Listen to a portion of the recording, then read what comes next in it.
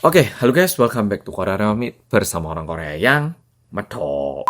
Oke, Polo, di video kali ini aku mau membahas keramaian berhubungan dengan konsernya Day6 yang dibuka pada tanggal 3 Mei kemarin. Awalnya, aku ngira ini sebatas keramaian yang terjadi gitu, tapi setelah tak cari tahu, aku jadi paham kenapa My Day Indonesia jadi sangat marah, tapi di satu sisi aku juga bisa membayangkan kenapa My Day Indonesia juga sangat sedih diakibatkan kejadian kali ini. Nah, buat yang nggak paham, aku harap setelah nonton video ini jadi paham dan juga kita bakal bisa merasakan kenapa My Day Indonesia sangat kecewa dan juga marah dengan konser kali ini. Langsung kita mulai. Nah, awal mula dari kejadian ini berawal mula pada tanggal 26 Desember tahun 2024. Nah, waktu itu ada satu promotor bernama Mejima Pro yang mengumumkan bahwa mereka akan mengundang ataupun membawa Day6 ke Jakarta dan membuka konser pertama yang diadakan di sebuah stadium. Dan tentunya berita ini menjadi berita yang sangat-sangat membahagiakan lumayan banyak My Day Indonesia. Apalagi Day6 itu baru melakukan konsernya di bulan September tahun 2024. Dan itu lumayan sukses sehingga lumayan banyak My Day Indonesia yang menjadi kayak lebih excited lagi karena bakal ada sebuah konser yang diadakan di sebuah stadium. Udah gitu lokasinya di JIS. Tentunya ini membuat para My Day Indonesia sangat bahagia dan juga buat yang sangat tertarik mereka mulai membeli tiket karena tiketnya udah mulai dijual.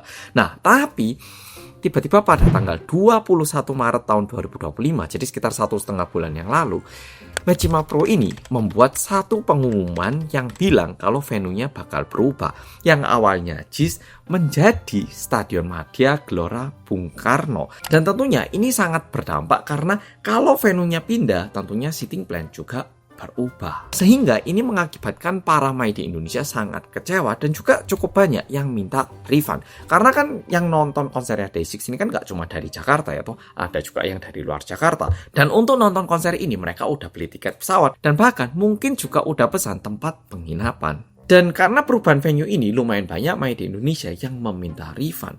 Namun yang disayangkan adalah Mejima Pro ini katanya tidak merespon dalam waktu yang lumayan dekat. Dan sebenarnya selain pertimbangan seating plan dan juga kerugian secara keuangan ataupun material, My Day itu katanya lumayan khawatir masalah keamanan dan juga keselamatan member Day6 katanya. Buat yang nggak tahu, Day6 ini bukan boy band alias mereka ini sebuah band. Tahu toh band yang pakai alat musik juga gitu. Sedangkan Stadion Madia ini atasnya terbuka sehingga kalau misalnya hujan, gimana? Udah gitu, seperti yang Paul tahu, sekarang ini musim bulan Mei ini merupakan musim-musim yang bisa dibilang lumayan rawan untuk hujan. Dan bahkan katanya hingga waktu itu pun Mejima Pro itu sama sekali tidak memberi respon ataupun memberikan reaksi akan tekanan publik yang udah besar. Nah, untungnya pada akhirnya Mejima Pro itu menyetujui untuk melakukan refund. Tapi ternyata refund yang ditawarkan oleh Mejima Pro ini adalah refund kepada orang-orang yang beli tiket melalui Mejima Pro ataupun websitenya Mejima Pro. Dan kalau berdasarkan data yang dibuat oleh My Day Berserikat, hingga tanggal 28 April kemarin, terhitung yang di-refund itu sebatas 9% dari total angka 4,219 miliar rupiah. Tapi meskipun kondisinya seperti ini, ternyata Mejima Pro itu tetap mengadakan konsernya, ini tetap dilaksanakan. Padahal mulai awal itu para My Day itu merasa dari awal penjualan itu sudah ada beberapa masalah. Kayak ada yang beli tiket tapi tiketnya nggak datang, ada juga yang beli tiketnya 1 tapi dikirimin 2, ada yang beli 2 tapi dikiriminnya 1, ada yang beli tapi nggak dapat email. Udah ada masalah kayak gini ini, itu udah dari awal. Dan yang menjadi masalah juga saat Mejima Pro ini melakukan refund, ternyata beban biaya transfer refund sebesar Rp2.900 ini katanya dibebankan kepada pembeli tiket. Dan ini katanya melanggar Undang-Undang Perlindungan Konsumen. Dan ternyata mulai tanggal 1 Mei tahun 2025 alias H-2 konser, Tiket.com itu mulai menawarkan opsi untuk refund karena tiket yang dijual di Tiket.com ini tidak akan valid. Yap, jadi semua tiket yang dibeli di Tiket.com ini katanya tidak valid, sehingga mereka menawarkan opsi refund. Dan ternyata di hari H pun acaranya tidak berlangsung dengan baik. Di luar foto-foto dan video-video yang Polo lihat, ada juga beberapa My Day yang pergi ke tempat konser. Mereka ini sebenarnya beli tiket di section grey yang warna abu-abu, tapi dapatnya gelang warna biru. Jadi kayak apa ya? Terkesan ada beberapa orang yang beli tiket, tapi saat mereka ke sana pun mereka tidak mendapatkan tiket sesuai yang mereka beli. Dan ini tentunya membuat para Mayday merasa pihak promotor ini tidak mempersiapkan acara dengan baik. Udah gitu, di saat konsernya berlangsung kan ada penerjemahnya ya toh. Tapi terjemahannya ini katanya kurang akurat yang berpotensi membuat kesalahpahaman katanya. Ya, berpotensi. Jadi lumayan disayangkan karena pesan yang disampaikan ataupun pesan yang diberikan itu kurang tepat katanya. Dan ini, jadi katanya ada momen di mana Doon itu nanyain para fans mau lagu apa selain lagu-lagu yang udah ada di songlist gitu. Dan kalau dilihat reaksi para Mayday itu kayak melambaikan tangan gini. Nah, ini ternyata bukannya para fans itu menolak atau gimana, tapi para fans ini udah kayak kecewa, udah ya lumayan capek gitu sehingga ya wis lah.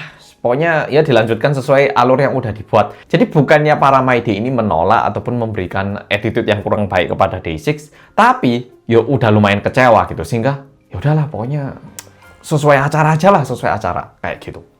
Dan ini ada info katanya ada satu orang yang juga nyamperin ke beberapa penonton di section blue dan memaksa mereka untuk berhenti merekam kekacauan gitu. Jadi katanya ada kejadian kayak gitu. Dan di luar itu katanya ada juga beberapa orang-orang yang menerima chat WhatsApp dari pihak Mejima Pro ke nomor pribadi mereka yang tentunya diambil dari database para konsumen. Dan ini katanya termasuk penyalahgunaan data pribadi. Sedangkan pihak Mejima ini katanya mengancam para fans menggunakan undang-undang ITE. Dan dalam kondisi seperti ini, ternyata ada snack yang dibagikan kepada para Mayday. Tapi waktu dilihat baik-baik, ternyata snack yang dibagikan ini bahkan udah kadaluarsa.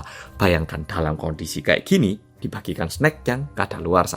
Udah hujan, delay, mau refund nggak bisa, dikasih snack, ternyata udah expired, bayangkan. Dan mungkin perubahan venue ini nggak dikabarkan kepada JYP atau gimana gitu. Jadi di tengah-tengah konser, Youngke itu malah bilang terima kasih kepada Mayday Indonesia dan bilang kalau ini merupakan konser pertama mereka yang diadakan di stadium. Padahal lokasinya ini udah bukan di stadium ya toh. Jadi terkesan kayak promotornya ini tidak ngabarin Day6 kalau venue-nya berubah. Sehingga ini bikin para Mayday Indonesia jadi lebih marah lagi. Much for joining our first ever stadium.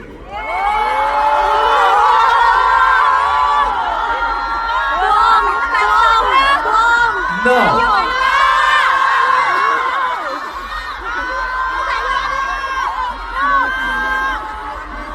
No, it is not. Okay. But it is the moment that we've been waiting for.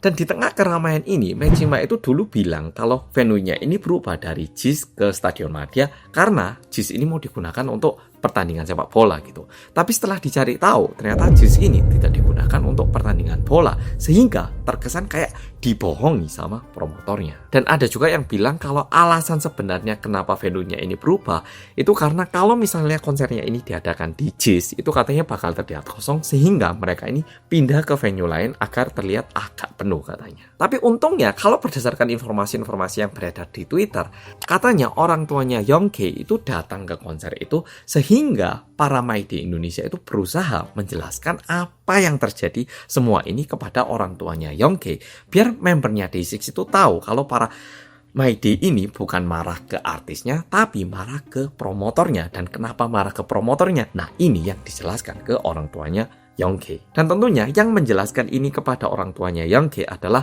Mayday Indonesia yang bisa bahasa Korea katanya. Jadi paling nggak orang tuanya Youngke itu jadi agak tahu kenapa para fandomnya ini sangat kecewa dengan konsernya Day6 yang kali ini. Nah, nggak cuman itu. Jadi kalau misalnya ada konser-konser K-pop itu sebenarnya lumayan umum juga para fans-fans itu ngumpul, meskipun mereka nggak masuk, mereka itu ngumpul di pelatarannya di tempat konser gitu, terus menikmati bersama di luar gitu.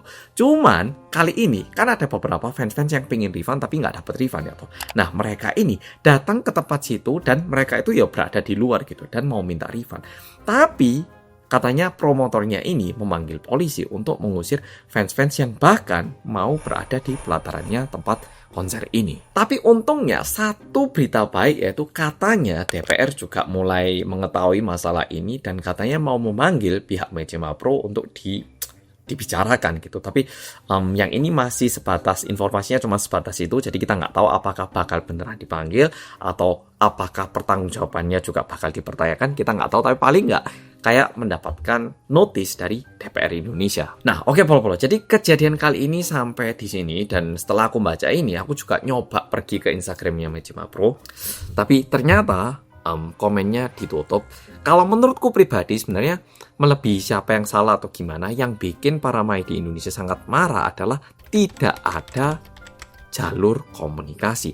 Kalau paling tidak Mejima Pro itu terus membuka saluran komunikasi, terus mereka pun terus berusaha mendengarkan dan juga memberi respon. Mungkin nggak bakal separah ini, tapi karena terkesan tidak ada komunikasi, Maidi benar merasa kayak menjadi dipojokkan gitu. Awalnya ditawari tiket, udah beli, ternyata venue diubah, dan juga terkesan kayak tidak bertanggung jawab secara sepenuhnya gitu. Oke Polo-Polo, jadi video kali ini sampai di sini. Berharap buat para Mai di Indonesia, semoga entah dari pihak Mejima Pro ataupun dari pihak manapun bisa memberikan sedikit update yang bisa mengurangi kerugian para Mai di Indonesia. Oke Polo-Polo, jadi video kali ini sampai di sini. Makasih.